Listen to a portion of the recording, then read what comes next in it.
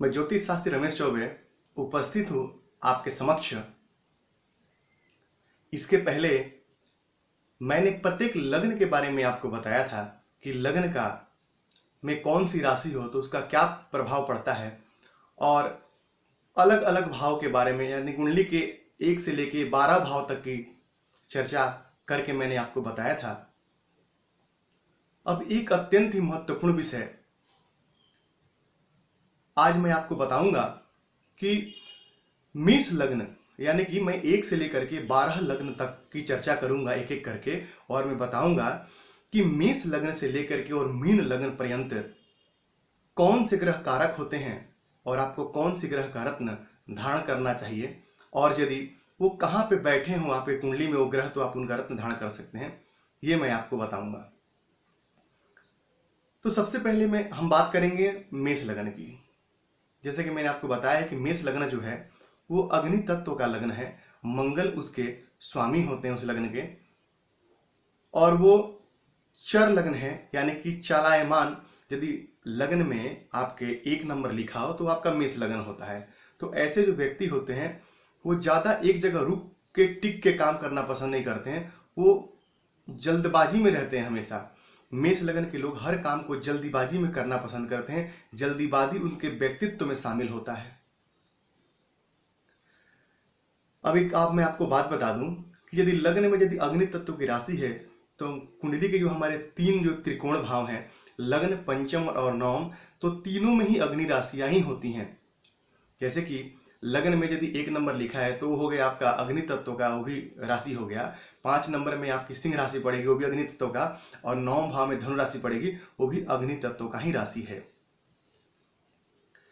इसी प्रकार लग्न को सर्वाधिक महत्वपूर्ण माना गया है कि लग्न जो है वो आपका व्यक्तित्व है, वो आपके व्यक्तित्व को दिखाता है कि आप जिंदगी में आपके अंदर आगे बढ़ने का कितना हौसला और कितना जोश है, ये आपका लग्न ही निर्धारण करेगा। तो लग्न के स्वामी का मजबूत होना अत्यंत ही आवश्यक है। तो सबसे कारक यहाँ पे इस लग्न में सूर्य देवता, मंगल देव और देवगुरु बृहस्पति को माना गया है।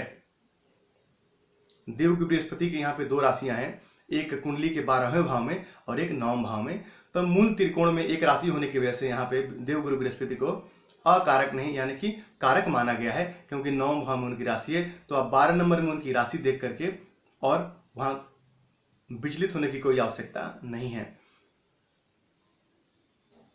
तो मंगल, सूर्य और देवगुरु बृहस्पति इस कुंडली में कारक माने गए हैं। सर्वाधिक जो कारक है वो यहाँ पे सूर्य को माना गया है, क्योंकि यदि किसी ग्रह की एक ही राशि हो, यानी कि चंद्रदेव भी यहाँ पे केंद्र के स्वामी होते हैं, 4 नंबर घर के, जो भूमि, वाहन, मकान, माता के सुख इत्यादि का जो अचल संपत्ति हम वहीं से देखते हैं, तो चौथे भाव के स्वामी हैं, तो वो भी कहीं ना कहीं यहाँ पे कारकत्व लेके बैठे हैं।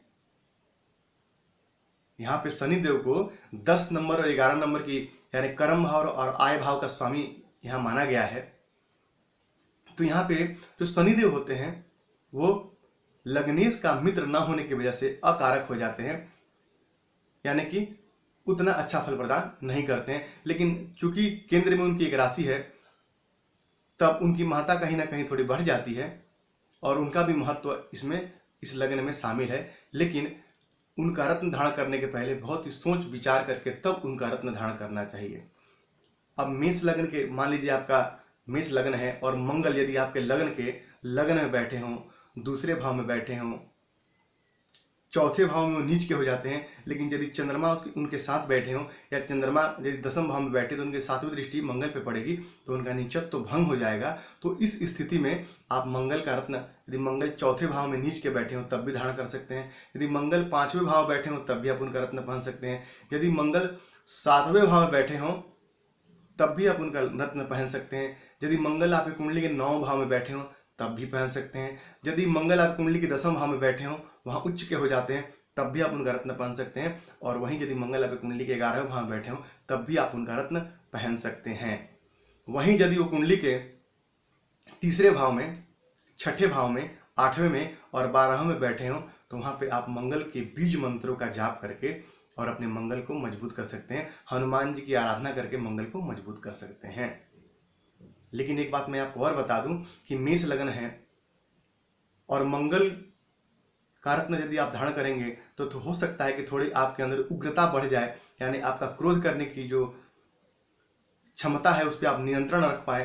तो मंगल का रत्न पहनते वक्त बड़े ही सावधानी से पहनना चाहिए और बड़े ही ध्यान से पहनना चाहिए। वहीं यदि मैं चंद्रमा की बात करूं तो चंद्रदेव कुंडली के चौथे भाव के स्वामी हो जाते हैं, बहुत अत्यंत महत्वपूर्ण है तो इस कुंडली में वो उनका भी यहाँ पे कारकत्व प्रदान है, उनको भी यहाँ पे। तो यदि चंद्रमा यदि पीड़ित है राहु से, केतु से, शनि से या पाप कर्तरी दोष में पीड़ित है, चंद्रमा पे राहु केतु शनि की दृष्टि पड़ रही है, तो आप चंद्रमा का रत्न भी पहन सकते हैं, इसमें भी कोई असुविधा नहीं है। वहीं यदि वो 6, 8, 12 में बैठे हैं तो आप चंद्रमा के मंत्रों का जाप करके और भोलेनाथ की आराधना करके अपने चंद्रमा को आप मजबूत कर सकते हैं। वहीं यदि मैं सूर्य की बात करूं तो सूर्य इस कुंडली में ज्ञान का, संतान का, बुद्धिमता का भी हम विचार कुंडली के पंचम भाव से करते हैं के कारक बन जाते हैं, और साथ ही वो सरकार के कारक हैं ही, सरकारी नौकरी के कारक हैं, सरकार से मिलने वाले पूरे बेनिफिट्स हम उन्हीं से देखते हैं। तो यहाँ पे सूर्य भी अत्यंत कारक हो जाते हैं। तो सूर्य यदि कुंडली के लगन में बैठे हैं तो उच्च के हो जाएंगे, तो आप सूर्य का रत्न धारण कर सकते हैं। सूर्य दूसरे भाव में बैठे हैं कुंडली के, तब भी आप उनका रत्न पहन सकते हैं। सूर्य यदि आप कुंडली के तीसरे भाव में बैठे हैं तब भी आप उनका रत्न पहन सकते हैं, क्योंकि वहां पे तीसरे भाव में सूर्य को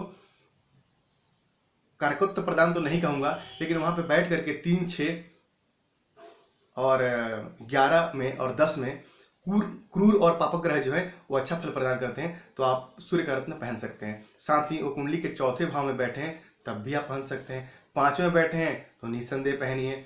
7वें में बैठे हैं तब भी पहन सकते हैं।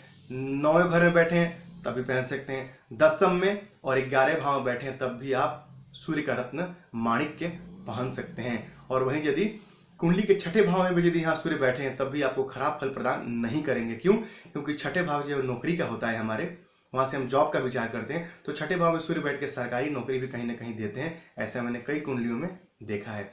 वहीं यदि तो आपके 8वें और 12वें बैठ जाए तो 8वें भाव में सूर्य चूंकि आत्मा है और अष्टम भाव मृत्यु का स्थान है, तो आत्मा का मृत्यु से तो बड़ा ही गहरा संबंध है, तो वहां पे उनको अष्टमेश का दोष नहीं लगता है। तो वहां उनके मंत्रों का जाप करिए, वहां उनके रत्न मत पहनिए, उनके मंत्रों के जाप करिए, सूर्य भगवान को अर्घ्य प्रदान कीजिए और ओम आदित्याय मंत्र का जाप कीजिए, इससे आपको निसंदेह लाभ होगा।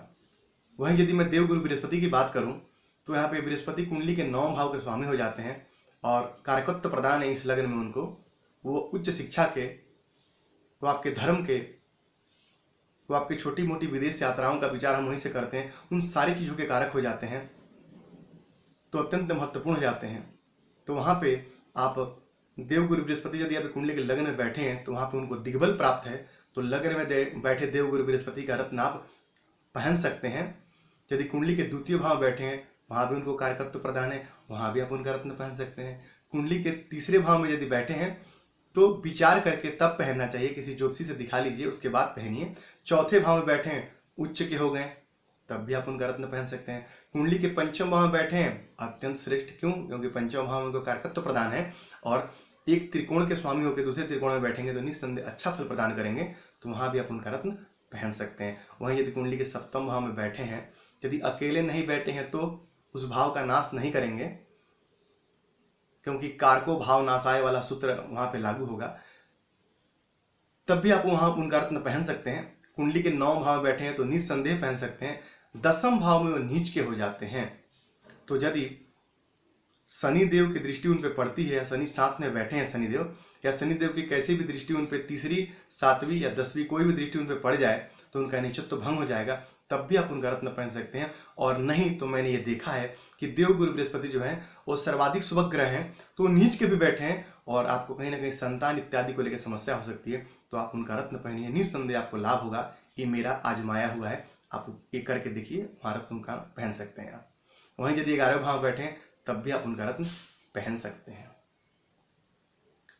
तो यदि 6, 8 और 12 में बैठे हों तो रत्न न पहने और उनके बीज मंत्रों का जाप करें, गुरु ब्राह्मण की सेवा करें, मंदिर में नित्य दर्शन करें, मंदिर में अपना जो श्रम दान करें, इससे आपको लाभ होगा। यानी कि मंदिर में जाके थोड़ी बहुत सेवा करें तो आपको इससे लाभ होगा।